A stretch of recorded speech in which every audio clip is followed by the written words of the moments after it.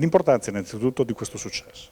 Beh, sicuramente è un combinato disposto, secondo me, di un governatore che aveva ben lavorato e che quindi ha un voto suo personale, però poi anche significativamente che il Partito Democratico dell'Emilia Romagna ottiene un grande consenso e quindi siamo fiduciosi che questo voglia dire che anche qui da noi in Veneto si possa costruire un percorso alternativo.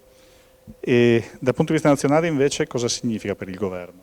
Secondo me, se si fossero perse entrambe le regioni, gioco forza si sarebbe messo in gioco anche il governo e il Parlamento. Mentre qui si prende sicuramente un anno di vita a entrambi e quindi si prefigura la fine legislatura. Bisogna cominciare a lavorare sui temi concreti e da questo punto di vista il Partito Democratico ne esce rafforzato, mentre il Movimento 5 Stelle deve fare una riflessione interna. Io non penso che nessuno voglia andare alla rottura del governo.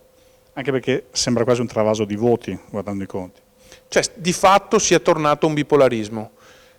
Torniamo indietro con la memoria. 2 anni e mezzo fa tutti prefiguravano che il tripolarismo che c'era nei fatti, 5 Stelle, centrosinistra obiettivamente deboluccio e un centrodestra debole, sarebbe stato il futuro per questo Paese. In realtà siamo tornati a uno schema in cui si ragiona di centrodestra e di centrosinistra.